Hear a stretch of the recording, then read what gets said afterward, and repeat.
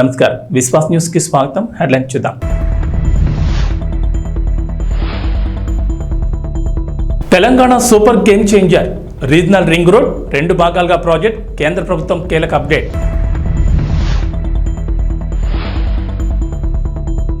దళిత బంధు scheme నిధులు deputy CM Bhatti కీలక ఆదేశాలు. నిధులు పక్కదారి పడితే ఊరుకోమని హెచ్చరిక.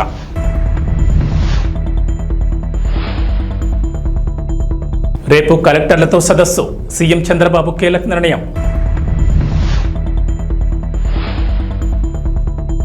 తెలంగాణను వేడని వానలు. ఈరోజు పలు జిల్లాల్లో వర్షాలు. Telangana super game changer regional ring road project అని ప్రభుత్వ పెద్దలు చెప్తున్నారు. ప్రస్తుతం ఉన్న outer ring road game changer అయితే సగం తెలంగాణను అభివృద్ధి చేసే regional ring road super game changer అని అంటున్నారు. 2 భాగాలుగా ఈ ప్రాజెక్టును పట్టాలెక్కిస్తున్నారు. ఉత్తర భాగానికి ఇప్పటికే జాతీయ నెంబర్ను కేటాయించారు. మొత్తం 350 కిలోమీటర్ల మేర నిర్మించి తలపెట్టిన ఈ ప్రాజెక్ట్ ఉత్తర భాగం 161.59 కిలోమీటర్లు నిర్మించనున్నారు. రెండో దశలో దక్షిణ భాగం రహదారిని 189.20 కిలోమీటర్ల మేర నిర్మించనున్నారు. అయితే RRR నిర్మాణం కోసం త్రైపాక్షిక ఒప్పంద పత్రాల రూపకల్పన కసరత్తు తాజాగా మొదలైంది. గతంలో ఉత్తర భాగం కోసం త్రైపాక్షిక ఒప్పందాన్ని అధికారులు సిద్ధం చేశారు. అయితే తాజా పరిణామాల నేపథ్యంలో ఉత్తర దక్షిణ భాగాలు కలిపి ఒకే ఒప్పందం చేసుకునేందుకు వీలుగా కేంద్ర రహదారుల శాఖ అధికారులు సమాయత్తమవుతున్నారు. 2 భాగాల కలిపి ఒప్పంద పత్రాలను రూపొందించే క్రమంలో రెండో భాగమైన దక్షిణ భాగంపై క్షేత్రస్థాయి పరిశీలన చేయాలని కేంద్ర మంత్రిత్వ శాఖ తెలంగాణలోని జాతీయ రహదారుల సంస్థ అధికారులను కోరినట్లు తెలిసింది. గతంతో పోలిస్తే దక్షిణ భాగం విస్తీర్ణం కాస్త పెరిగింది. అయితే ఈ మార్గానికి అధికారికంగా అలైన్మెంట్ ఇంకా ఖరారు చేయలేదు. షెడ్యూల్డ్ కులాల కమ్యూనిటీకి చెందిన కుటుంబాల ఆర్థిక అభివృద్ధి కోసం గత బీఆర్ఎస్ ప్రభుత్వం దళిత బంధు పథకం అమలు చేసిన సంగతి తెలిసిందే. ఈ పథకం కింద అర్హులైన ఎస్సీ కుటుంబాలకు వారి సొంత వ్యాపారాలు నిర్వహించుకుని ఆర్థికంగా నిలదొక్కునేందుకు గాను 10 లక్షల ఆర్థిక సహాయం అందించింది. వారు చిన్న వ్యాపారాలు, వ్యవస్థాపక వెంచర్లు ప్రారంభించడానికి ఒక్కో కుటుంబానికి 10 లక్షల చొప్పున గ్రాంట్ రూపంలో అందించారు. ఆదాయ ఉత్పత్తి పథకాలను స్థాపించడానికి 100% గ్రాంట్ సబ్సిడీగా అర్హులైన ఎస్సీ కుటుంబాలకు 10 లక్షలు వన్ టైం పెట్టుబడిగా అందించారు. అయితే ఈ పథకం అమల్లో అనేక అవకతవకలు జరిగాయని ప్రస్తుత కాంగ్రెస్ ప్రభుత్వం ఆరోపిస్తోంది. ఎమ్మెల్యేలు, బీఆర్ఎస్ పార్టీ పెద్ద లీడర్లు కుమ్మక్కై నిధులను పక్కదారి పట్టించారనే విమర్శలు ఉన్నాయి. ఈ నేపథ్యంలో డిప్యూటీ సీఎం భట్టి విక్రమార్క కీలక ఆదేశాలు జారీ చేశారు. దళిత బంధు పథకం నిధులు దారి మళ్లితే ఊరుకునేది లేదని స్పష్టం చేశారు. ఖమ్మం జిల్లా చింతకాని మండల కేంద్రంలో దళిత బంధు అమలుపై అధికారులతో ఆయన సమీక్ష నిర్వహించారు. వారం రోజులుగా దారి మళ్లిన నిధులను తిరిగి లబ్ధిదారులకు అప్పగించాలని అధికారులకు కీలక ఆదేశాలు జారీ చేశారు. రైతు భరోసా గత ప్రభుత్వం అమలు చేసిన రైతు బంధు పథకం కింద 5 సంవత్సరాల్లో 80,440 కోట్ల రూపాయలు ఖర్చు చేసింది. దీనిలో అధిక శాతం లబ్ధి అనర్హులకి, సాగులో లేని భూమి యజమానులకి, రియల్ ఎస్టేట్ వ్యాపారులకి అందటం వల్ల నిధులు భారీగా దుర్వినియోగం అయ్యాయి. గత ప్రభుత్వం చేసిన ఈ నిర్వాహకం వల్ల ప్రభుత్వ సొమ్ము నిరుపయోగమైంది. గత ప్రభుత్వం వారు రూపొందించుకున్న నియమ నిబంధనలను వారే తుంగలో తొక్కారు. ఇది చాలా శోచనీయం మరియు క్షమించరాని నేరం. మా ప్రభుత్వం అర్హులైన రైతులకు మాత్రమే లబ్ధి చేకూరేలాగా రైతు బంధు పథకం స్థానే రైతు భరోసాను తీసుకొచ్చింది. ఈ పథకం ద్వారా అర్హులైన రైతులకు ఏటా ఎకరానికి 15,000 రూపాయలు చెల్లించాలన్నది మా ప్రభుత్వ సంకల్పం. దీని అమలుకు విధి విధానాలు చర్చించి నిర్ణయించడానికి ఒక కేబినెట్ సబ్ కమిటీ ఏర్పాటు చేశాం. ఈ కమిటీ పలు జిల్లాల్లో పర్యటించి ఆ ప్రాంత రైతుల్ని, వ్యవసాయ రంగ నిపుణుల్ని, మేధావుల్ని సంప్రదించి వారి అభిప్రాయాలను సేకరించింది. ప్రజాభిప్రాయాలన్నింటినీ క్రోడీకరించి వాటిని గౌరవ సభలో ఉంచి చర్చించి గౌరవ శాసనసభ్యులు అందరి అభిప్రాయాన్ని తీసుకొని అమలు చేయాల్సిన విధి విధానాలపై తగిన నిర్ణయం తీసుకుంటాం. ప్రభుత్వ విధానాలు పారదర్శకంగా ప్రజల భాగస్వామ్యంతో ఖరారు చేయాలి. అంతేకాని 4 గోడల గడిల మధ్యన కాదు అని మా పనితీరుకు రైతు భరోసా విధానం ఒక ఉదాహరణ. రాష్ట్రంలో కూటమి ప్రభుత్వం ఏర్పడిన తర్వాత తొలిసారి కలెక్టర్ల సదస్సును ఆగస్టు 5 నిర్వహిస్తున్నారు. అమరావతిలోని సచివాలయంలో జరిగే ఈ సమావేశాన్ని తొలుత 2 రోజుల పాటు నిర్వహించాలని భావించారు. తాజాగా దీన్ని ఒక్క రోజుకే పరిమితం చేసింది టీడీపీ కూటమి సర్కార్. ఇందుకు సంబంధించిన ఎజెండాను కూడా ఖరారు చేసింది. సోమవారం ఉదయం తొలుత వివిధ శాఖలపై సమీక్ష చేపడతారు. సాయంత్రం కలెక్టర్లు, జిల్లా ఎస్పీలతో శాంతి భద్రతలపై సమీక్ష నిర్వహించి సమావేశాన్ని ముగించనున్నారు. పాలనాపరమైన అంశాలు, విధాన నిర్ణయాలు, సంక్షేమ పథకాల అమలు, ఇసుక, వ్యవసాయం తదితర విభాగాల్లో నెలకొన్న సమస్యలపై ప్రభుత్వానికి స్పష్టత ఉండడంతో కలెక్టర్ల సమావేశంలో తొలుత ప్రాథమిక రంగాలపైనే చర్చించనున్నారు. మొదట వ్యవసాయం, అనుబంధ రంగాలు, అటవీ సంపద, గనులపై చర్చ జరిగేలా ఎజెండా రూపొందించారు. ఆయా అంశాలపై సంబంధిత శాఖల కార్యదర్శులు పవర్ పాయింట్ ప్రజెంటేషన్లు ఇస్తారు. తమ ప్రాధాన్యాలు, లక్ష్యాలను కలెక్టర్లకు వారు వివరించనున్నారు. మధ్యాహ్నం విరామం తర్వాత బడుగు బలహీన వర్గాల సంక్షేమంపై చర్చించనున్నారు. అనంతరం వైద్య ఆరోగ్య శాఖ, సీజనల్ పరిస్థితులు, తీసుకోవాల్సిన జాగ్రత్తలు, విద్యారంగం, మున్సిపల్, సిఆర్డీఏ, పంచాయతీరాజ్, గ్రామీణాభివృద్ధి, గృహ నిర్మాణం, జలవనరులు, పౌర సరఫరాలు, పరిశ్రమలపై ప్రత్యేకంగా చర్చ. సాయంత్రం రెవెన్యూ శాఖపై చర్చ జరగనుంది. హైదరాబాద్ మహానగరం భౌగోళిక పరిధిని పెంచనున్నట్లు ముఖ్యమంత్రి రేవంత్ రెడ్డి ఇదివరకే ప్రకటించారు. ఈ నేపథ్యంలో విపత్తుల నిర్వహణ విభాగం పరిధిని, దాని బాధ్యతలను విస్తరించాలని అధికారులకు కీలక ఆదేశాలు జారీ చేశారు. జీహెచ్ఎంసీ, దాని చుట్టూ ఉన్న 27 మున్సిపాలిటీలు, కార్పొరేషన్లు, మొత్తంగా ఔటర్ రింగ్ రోడ్ వరకు విపత్తుల విభాగం సేవలు అందించేందుకు వ్యవస్థాపరమైన మార్పులు చేయాలని చెప్పారు. విపత్తుల నిర్వహణ విభాగాన్ని ఇక నుంచి Hyderabad disaster response and asset protection agency అని పేరు మార్చాలని నిర్ణయించారు. ఈ నేపథ్యంలో హైదరాబాద్ పరిధిలోకి 33 గ్రామాలు చేరుస్తూ పంచాయతీరాజ్, గ్రామీణాభివృద్ధి శాఖ తాజాగా ప్రతిపాదనలు సిద్ధం చేసింది. హైదరాబాద్ పరిధిని ఓఆర్ఆర్ వరకు విస్తరించాలని రాష్ట్ర ప్రభుత్వం నిర్ణయం మేరకు మున్సిపాలిటీలు, మున్సిపల్ కార్పొరేషన్లు, గ్రామ పంచాయతీలను గుర్తించిన అధికారులు వాటి జాబితాను ప్రభుత్వానికి నివేదించింది. మొత్తం హైదరాబాద్ పరిధి 2053 చదరపు కిలోమీటర్లుగా నిర్ణయించారు. అందులో 33 గ్రామ పంచాయతీలు, విస్తీర్ణం 386.28 చదరపు కిలోమీటర్లుగా అధికారులు గుర్తించారు. ఈ గ్రామాల్లో 172,836 మంది నివసిస్తున్నట్లు నివేదికలు వెల్లడించారు. రైతు బజార్లను పటిష్టం చేయాలన్న ఆంధ్రప్రదేశ్ ముఖ్యమంత్రి చంద్రబాబు నాయుడు ఆదేశాలకు అనుగుణంగా అధికారులు చర్యలు చేపట్టారు. త్వరలోనే రాష్ట్ర వ్యాప్తంగా మొత్తం 100 మొబైల్ రైతు బజార్లను ఏర్పాటు చేయనున్నారు. వీటిని రాష్ట్రంలోని ప్రధాన నగరాల్లో ప్రారంభిస్తున్నట్లు ఏపీ రైతు బజార్ల సీఈఓ శేఖర్ బాబు శనివారం వెల్లడించారు. విశాఖపట్నం, రాజమండ్రి, విజయవాడ, తిరుపతి, కర్నూలు వంటి నగరాల్లో అపార్ట్మెంట్లు, గేటెడ్ కమ్యూనిటీ, శివారు కాలనీలో ఉండే ప్రజలకు ఈ రైతు బజార్ సేవలను అందుబాటులో తీసుకెళ్లాలని ప్రతిపాదించారు. ప్రస్తుతం మొబైల్ రైతు బజార్లు గుంటూరు, విజయవాడలో కేవలం 16 మాత్రమే ఉన్నాయి. మరో 100 మొబైల్ రైతు బజార్లను ప్రారంభిస్తామని ఆయన చెప్పారు.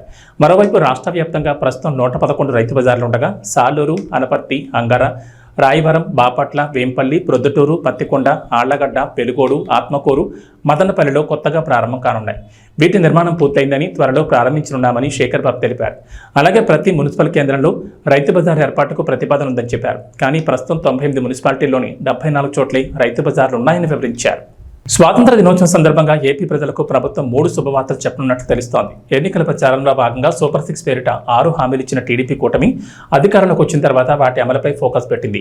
ఈ క్రమంలోనే ఆగస్టు 15 నుంచి 3 పథకాలను ఏపీ ప్రభుత్వం అమలు చేయనున్నట్లు ప్రచారం జరుగుతోంది. మహిళలకు ఉచిత బస్సు ప్రయాణం, తల్లికి వందనం పథకం, అన్నా క్యాంటీన్లను ఆగస్టు 15 నుంచి ప్రారంభించనున్నట్లు తెలుస్తోంది. అయితే అన్నా క్యాంటీన్ల ఏర్పాటుపై ఇప్పటికే స్పష్టత ఉంది. ఆగస్టు 15 నుంచి 100 అన్నా క్యాంటీన్లు ప్రారంభిస్తామని ఏపీ ప్రభుత్వం ఇప్పటికే ప్రకటించింది. ఈ క్రమంలోనే ఏర్పాట్లు కూడా జరుగుతున్నాయి. ఇక వీటితో పాటుగా తల్లికి వందనం, ఆర్టీసీ బస్సుల్లో మహిళలకు ఉచిత ప్రయాణం హామీలను కూడా అమలు చేస్తారంటూ వార్తలు వస్తున్నాయి. గత కొన్ని రోజులుగా వివిధ శాఖలపై వరుసగా సమీక్షలు జరుపుతున్న ఏపీ సీఎం చంద్రబాబు నాయుడు ఈ పథకాల అమలుపైన దృష్టి పెట్టినట్టు తెలుస్తోంది. మహిళలకు ఉచిత బస్సు ప్రయాణం హామీ అమలుపై ఇప్పటికే ఎంత ఖర్చు అవుతుందనే దానిపై అధికారులు లెక్కలు తయారు చేశారు. ప్రతి నెల 250 కోట్ల వరకు భారం పడొచ్చని అంచనాకొచ్చారు. ఇక పథకం అమలు చేసేందుకు పొరుగున ఉన్న కర్ణాటక, తెలంగాణ రాష్ట్రాల్లో అమలవుతున్న విధానాలను ప్రభుత్వం పరిశీలించనుంది. కాళహస్తిలోని ప్రభుత్వ ఆదేశాల మేరకు తల్లిపాల వారోత్సవాలను శ్రీకాళహస్తిలోని ఏరియా ఆసుపత్రి సూపరింటెండెంట్ విజయలక్ష్మి ఆధ్వర్యంలో ఏరియా ఆసుపత్రి నందు ఆసుపత్రి డాక్టర్లు తల్లిపాల యొక్క ప్రాముఖ్యతను, తల్లిపాలు బిడ్డకు రోగనిరోధక శక్తిని ఏ విధంగా కలిగిస్తుందో తెలియజేస్తూ గర్భిణీలకు మరియు బాలింతలకు అవగాహన కార్యక్రమం నిర్వహించారు.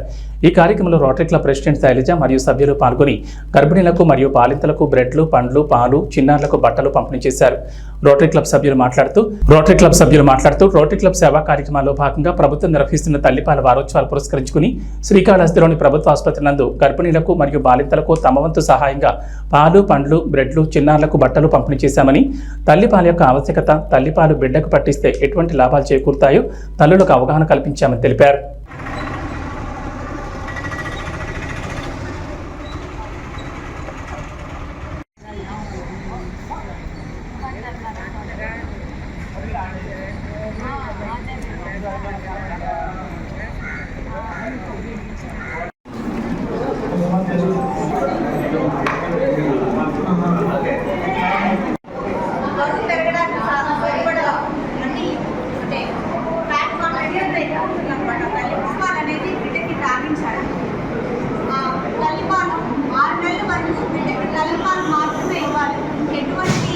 ఉపయోగపడే అన్ని కాన్వెంట్స్ అన్ని ఆ తల్లిపాలలో ఉంటాయి. సో వైద్యం అంటాం కదా, ఏంటి కారము, వస, గ్రేప్ వాటర్ ఇలాంటి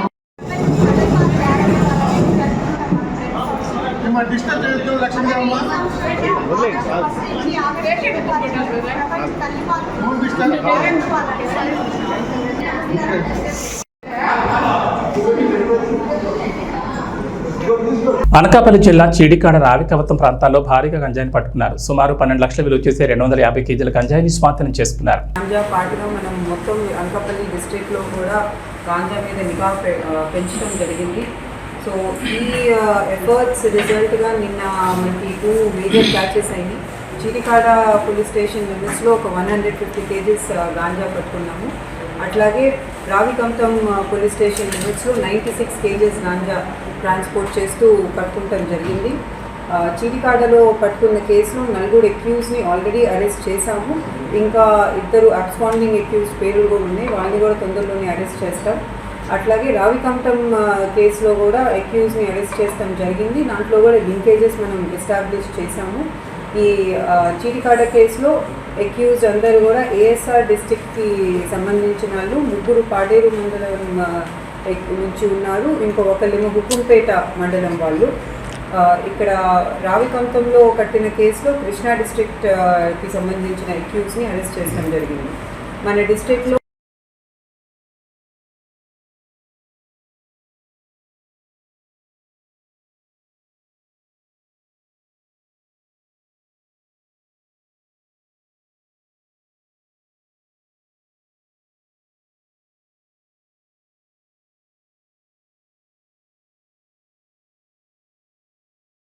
రాష్ట్రమంతా జలకళతో వెలుగోడు బ్యాలెన్సింగ్ రిజర్వాయర్ నుంచి మద్రాస్ కాలువకు నీటిని విడుదల చేసి ఒక గేటు ద్వారా మద్రాస్ కాలువకు 1000 క్యూసెక్ల నీటిని ఎమ్మెల్యే బుడ్డ రాజశేఖర రెడ్డి విడుదల చేశారు. నంద్యాల, వెలుగోడు, బండి ఆత్మకూరు, సిరివెల్ల, ఆళ్లగడ్డ తదితర మండల ప్రాంతాలకు సాగు, త్రాగునీరు అందే అవకాశం ఉంది. నీటి విడుదలతో రైతులు హర్షం వ్యక్తం చేస్తున్నారు.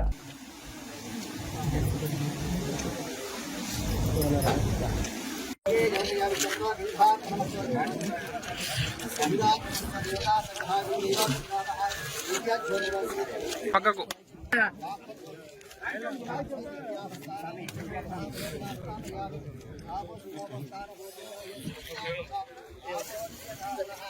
పక్కకు రా అన్నీ సార్లే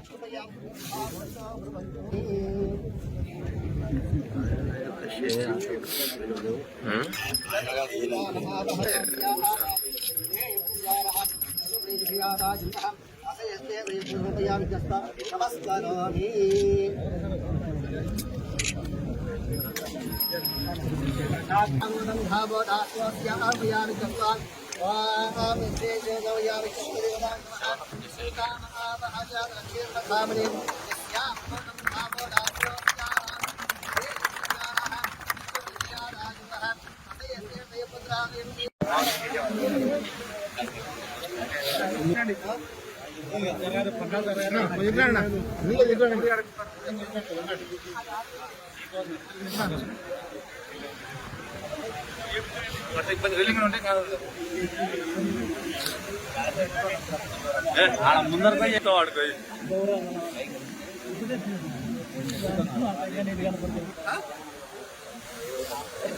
పవన్ ఫోన్ చెప్పా మన చెప్తా పొమ్మని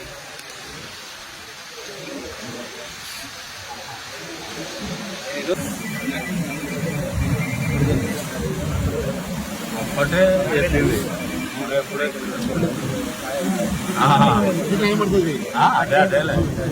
మా ప్రభుత్వం హయాంలో వాలంటీర్ వ్యవస్థ ఉందని మాజీ ఎంపీ మార్కాని భారత్ అన్నారు. వరదలు వంటి విపత్తులు వచ్చినప్పుడు వాళ్ళు చకచక తమ పరిధిలో ఉన్న కుటుంబాలను శిబిరాలకు చేర్చడంలోనూ సహాయక చర్యలు అందించడంలోనూ ముందుండేవారని చంద్రబాబు వాలంటీర్లను కొనసాగిస్తానని, వారి జీతం 10,000 పెంచుతానని హామీ ఇచ్చి ఇప్పుడు వాలంటీర్లను పూర్తిగా పక్కన పెట్టేశారని అన్నారు. మరి గతంలో వాలంటీర్ సిస్టమ్ ఉండేది. మరి ఆ వాలంటీర్ సిస్టమ్ ఉన్నప్పుడు చకచక చురుగ్గా పిల్లలు పనిచేసేవారు. మరి ఇలాంటి ఘటనలు జరిగినప్పుడు ఇమ్మీడియట్గా రెస్పాండ్ అయ్యేవారు. రెస్పాండ్ అయ్యి ఎక్కడికక్కడ మొత్తము వాళ్ళకి అందరికీ కూడా, బాధితులకి అందరికీ కూడా వీళ్ళే వాలంటీర్ సిస్టమ్ అంతా గొప్పగా పనిచేసిన సందర్భం. మరి ఈ చంద్రబాబు నాయుడు గారు వచ్చిన తర్వాత వాలంటీర్లకి 10,000 రూపాయలు మరి వాళ్ళకి స్టైఫండ్ కానీ లేకపోతే ఇస్తానని చెప్పి మరి వాళ్ళని ఏ రకంగా తీసేసిన సందర్భాలు, వాలంటీర్ సిస్టమ్నే మొత్తం నిర్మూలన చేసిన సందర్భం. రాష్ట్ర వ్యాప్తంగా 4 లక్షల మంది పిల్లలు వాలంటీర్ పిల్లల్ని తీసేసిన సందర్భం. మరి ఇది ఎక్కడికి వెళ్ళిపోతా ఉన్నాము? మరి ఇదే చంద్రబాబు నాయుడు గారు నిరుద్యోగ భృతి 3000 ఇస్తా అన్నాడు. మరి వాలంటీర్స్ కూడా పాపం చాలామందికి ఉపాధి లేకపోవడం వలన కదా మరి వాలంటీర్స్ కింద వస్తూ ఉన్నారు. మరి నిజంగా ఆ రకంగా ఆలోచన చేసిన ఈ వాలంటీర్ సిస్టమ్ని కంటిన్యూ చేయాలి కదా. మరి ఈయనే మాటలు ఇచ్చాడు, ఇదే చంద్రబాబు నాయుడు గారు మరి మాటలు ఇచ్చి వాగ్దానాలు చేసి మరి ఏ రకంగా వాలంటీర్ సిస్టమ్ని పూర్తిగా నిర్వీర్యం చేసిన సందర్భం. రాష్ట్రమంతా జలకళతో వెలుగోడు బ్యాలెన్సింగ్ రిజర్వాయర్ నుంచి మద్రాస్ కాలువకు నీటిని విడుదల చేసి ఒక గేటు ద్వారా మద్రాస్ కాలువకు 1000 క్యూసెక్ల నీటిని ఎమ్మెల్యే బుడ్డ రాజశేఖర రెడ్డి విడుదల చేశారు. నంద్యాల, వెలుగోడు, బండి ఆత్మకూరు, సిరివెల్ల, ఆళ్లగడ్డ తదితర మండల ప్రాంతాలకు సాగు, త్రాగునీరు అందే అవకాశం ఉంది. నీటి విడుదలతో రైతులు హర్షం వ్యక్తం చేస్తున్నారు.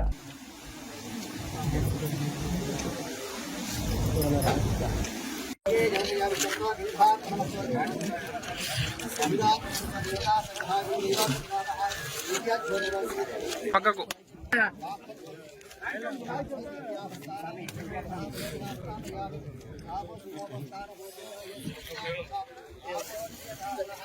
పక్కకు రా అన్నీ సార్లే.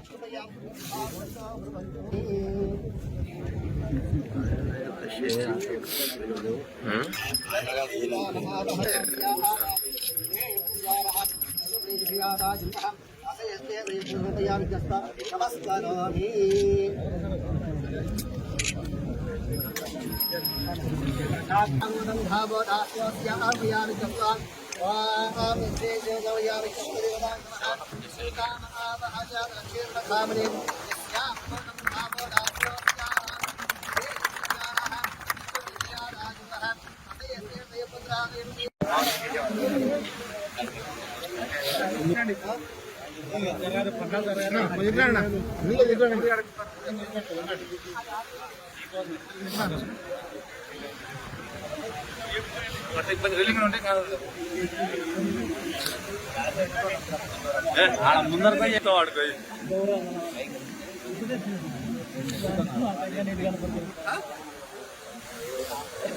పవన్ ఫోన్ చెప్పాను చెప్పా మనప్పుడు ఏం చెప్తా పొమ్మని.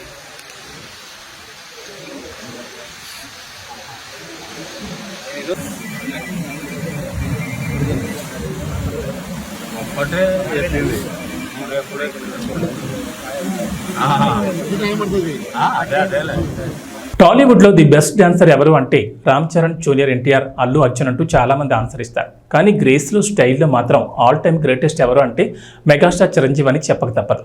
ఎందుకంటే చిరు అలా స్టెప్ వేస్తే ఫ్యాన్స్కి ఇలా పూనకాలు రాక తప్పదు. వేసే చిన్న చిన్న మూమెంట్స్లో కూడా అద్భుతమైన గ్రేస్ ఉన్న ఏకైక హీరో చిరంజీవి అన్నదే అందరికీ తెలిసిందే. కానీ ఇటీవల ఓ ఇంటర్వ్యూలో హీరోయిన్ కీర్తి సురేష్ ఇచ్చిన ఆన్సర్ ప్రేక్షకులను అవాక్కయ్యేలా చేసింది.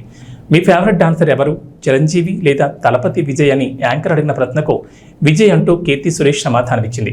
దీంతో మెగా ఫ్యాన్స్ సహా తెలుగు ఆడియన్స్ కీర్తి సురేష్ను ఓ రేంజ్లో ట్రోల్ చేశారు. ఇక తాజాగా విజయ్ ది గోట్ సినిమాలో స్పార్క్ సాంగ్ను రిలీజ్ చేయగా ఇందులో తలపతి స్టెప్పులు చూసి మెగా ఫ్యాన్స్ తెగ నవ్వుకుంటున్నారు. ఈ పాట రిలీజ్ అయ్యాక కీర్తి సురేష్ విజయ్ని కలిపి తెగ ట్రోల్ చేస్తున్నారు. నిజానికి విజయ్ మంచి డాన్సరే, కానీ చిరంజీవి కంటే మంచి డాన్సర్ అన్నది మాత్రమే ఇక్కడ సమస్య. ఎందుకంటే తలపతి స్టెప్పులను తమిళ తంబేలు తెగ ఎంజాయ్ చేస్తారు, అది వేరే విషయం, వాళ్ళ ఇష్టం. కానీ కీర్తి సురేష్ తెలుగులో కూడా క్రేజులు నటి కావడంతో ఆమె చెప్పిన ఆన్సర్ మన వాళ్ళకి అస్సలు నచ్చలేదు. ఇక గోడ్ సినిమాలో స్పార్క్ పాటకి విజయ్ వేసిన డాన్స్ ఆయన ఫ్యాన్స్కే చాలా మందికి నచ్చలేదు. కావాలని విజయ్ని ట్రోల్ చేయడానికి ఇలాంటి స్టెప్పులు కంపోజ్ చేశారేమో అంటూ మెగా ఫ్యాన్స్ సెటైర్లు వేస్తున్నారు. వీటిని డిఫెండ్ చేసుకోవడానికి కూడా విజయ్ అభిమానులకు కుదరడం లేదు. ఎందుకంటే తాజా సాంగ్లో విజయ్ స్టెప్పులు అలా ఉన్నాయంటూ మెగా ఫ్యాన్స్ అంటున్నారు. తెలంగాణలో నేడు కూడా వర్షాలు కురిసే ఛాన్స్ ఉందని హైదరాబాద్ వాతావరణ కేంద్రం అధికారులు వెల్లడించారు. అల్పపీడన ప్రభావంతో రాష్ట్రంలోని పలు జిల్లాల్లో నేడు వర్షాలు కురుస్తాయన్నారు. దక్షిణాది రాష్ట్రాల్లో రుతుపవనాలు చాలా యాక్టివ్గా ఉన్నాయని, తెలుగు రాష్ట్రాలపై కూడా ద్రోణి ప్రభావం ఉందన్నారు. గుజరాత్, కేరళ దగ్గర కూడా మరో ద్రోణి కొనసాగుతుందని చెప్పారు. వీటి ప్రభావంతో తెలంగాణతో పాటు ఆంధ్రప్రదేశ్లోనూ నేడు, రేపు వర్షాలు కురుస్తాయని అన్నారు. ఇవాళ తెలుగు రాష్ట్రాల్లో మేఘాలు కమ్ముకుని ఉంటాయన్నారు. అయితే కొంచెం వేడి, బుక్కపోత కూడా ఉండే ఛాన్స్ ఉందన్నారు. సాయంత్రం 4 తర్వాత పశ్చిమ తెలంగాణలో జల్లులతో కూడిన వర్షం మొదలవుతుందని వెల్లడించారు. ప్రధానంగా సిరిసిల్ల, ఆదిలాబాద్, ఆసిఫాబాద్, నిర్మల్, నిజామాబాద్, జగిత్యాల, మంచిర్యాల, కొత్తగూడెం, కామారెడ్డి, సిద్దిపేట, మెదక్, భూపాలపల్లి, ములుగు జిల్లాలో ఓ మోస్తరు మోస్తరు నుంచి భారీ వర్షాలకు ఛాన్స్ ఉందన్నారు. ఈ మేరకు ఆయా జిల్లాలకు అధికారులు ఎల్లో అలర్ట్ జారీ చేశారు. ఇవి బులెటిన్ విశేషాలు. నమస్కారం.